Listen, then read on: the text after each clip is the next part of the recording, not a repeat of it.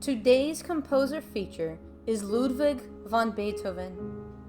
The text I'm reading aloud is written in Lives of the Famous Composers, Good Times, Bad Times, and What the Neighbors Thought by Kathleen Krull. Moodiness and Moonlight. Ludwig van Beethoven, born in Bern, Germany in 1770, died in Vienna, Austria, 1827. German composer who was the dominant musical figure of the 19th century, particularly famous for his 9 symphonies. Music, not cooking, good manners, or fashion, was Ludwig van Beethoven's whole life. His father began giving him piano lessons before he was 4 years old. Young Beethoven was so small he had to stand on the piano bench in order to reach the keys. His father rapped his knuckles whenever he made a mistake. Neighbors recalled him as a tiny boy weeping in front of the piano. When he was a little older, his father roused Beethoven at midnight to show him off to friends he brought home from bars. By the time he was 12, Beethoven was an organist at court. He was already publishing music and earning a salary that kept his family going when his father, an alcoholic, could no longer take care of them. At age 16, he caught Mozart's attention. "Keep your eyes on him," the older composer is said to have urged people. "Someday he will give the world something to talk about." Beethoven had a difficult childhood, but he could be playful. One day he bet a church singer that he could throw him off stride by playing variations as he accompanied the singer on the organ during service.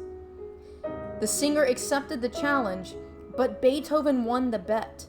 The singer was distracted, and Beethoven did get in trouble. Eventually, he became known as the greatest pianist of his time.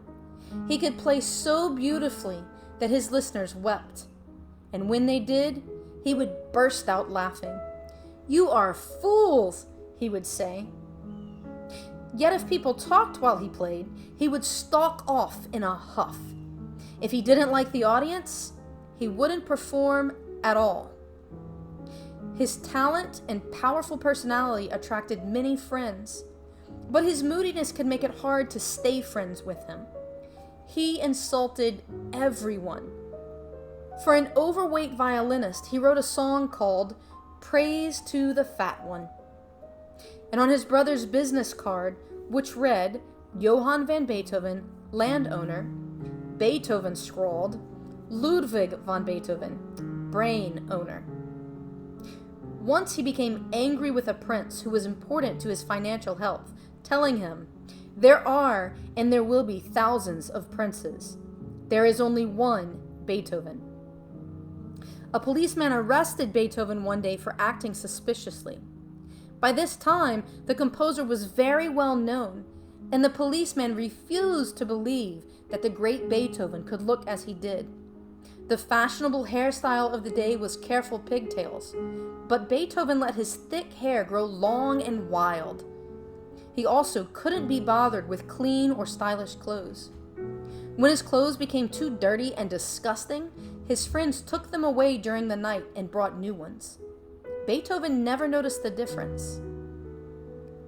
Even Beethoven admitted that he was not physically attractive. "I cannot love what is not beautiful, or I should be loving myself." He was short, with a huge head and hairy hands. His face was scarred from smallpox, and he had sad, nearsighted eyes. In later life, his ears were stuffed with pieces of cotton wool soaked in some yellow fluid. Only his protruding teeth were always clean. He constantly rubbed them with his napkin. One of his favorite foods was macaroni and cheese. He also liked red herrings, a mushy soup of bread and eggs, and strong coffee that he made himself, exactly 60 beans to the cup. He was notorious for his bad cooking and for his behavior in restaurants. Once he got so mad at a waiter that he dumped a plate of veal and gravy on the man's head and laughed. He had a loud laugh and a loud, annoying voice, and he liked to spit. He sometimes left restaurants without paying, and sometimes he wrote music on the bill. "I am never alone when I am alone," Beethoven said. He usually got up early in the morning to compose, then later walked through the streets of Vienna, muttering, growling, and stamping his feet. He carried bulging notebooks of music with him at all times. His handwriting was so messy that almost no one other than himself could read it. In the afternoon, he'd go to a coffee house to gossip and read the newspapers. Sometimes he worked all night by moonlight, going without food or sleep. More to keep awake than to get clean, he would pour pitchers of water over his head, which annoyed his downstairs neighbors when the water flooded the floor and leaked through their ceiling. When a group of boys peeked in his ground floor window one time, they caught him working in his underwear. His room was even more shocking. Dirty laundry, half-eaten food, rusty pens, scribbled papers everywhere. There was even a full chamber pot under the piano. His landlords didn't like him, and he had to move once or twice a year. Beethoven would have been difficult to live with. One woman who rejected his proposal of marriage called him ugly and half crazy. He always had to have his own way. He never married, but he was always in love, often with a woman who was already engaged or married. The saddest thing about Beethoven's life was his gradual deafness, beginning in his late 20s. But he was used to writing music he couldn't hear. As a child, he had been too young to play the compositions he wrote. As his hearing grew worse and worse, he lived inside his head more than ever and kept on writing music with no loss of energy. He broke strings on his piano, trying to pound loud enough so that he could hear the notes. Frustration made him more moody, even at times suicidal. Beethoven conducting an orchestra was a sight to see. He would leap into the air during the loud parts, waving his arms toward the skies, sometimes shouting without being aware of it. Then he would crouch low during the quiet parts, almost creeping under the music stand. Audiences loved his music.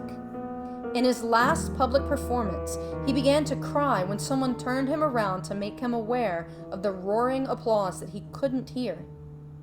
He died of liver failure at the age of 57. The legend is that he roused himself from his bed at the end during a violent thunderstorm and shook his fist at the sky, defiant as ever. Mozart's Requiem, the same work Mozart had thought he was writing for his own funeral, was played at Beethoven's funeral. It was a sad day for Vienna.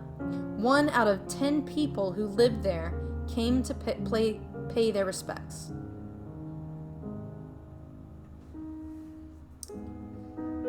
Probably the most famous notes of all time are the first 4 notes of Beethoven's Fifth Symphony. 3 short beats followed by 1 long beat. Some people think they represent the knocking of fate at one's door.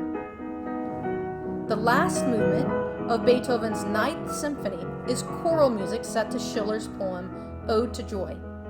The music has inspired people ever since it was written. It was played, for example, during the Chinese student protest in 1989, and when Germany's Berlin Wall came down in 1990. Beethoven dedicated the famous Moonlight Sonata to 18-year-old Countess Giulietta Guicciardi. He was in love with her, but he was also in a tight spot. He needed to take back another dedication he had made to her and give it to someone else. The famous piano piece called Fiordalisa may actually have been meant as Fior Teresa, a pupil who ended up refusing Beethoven's proposal of marriage.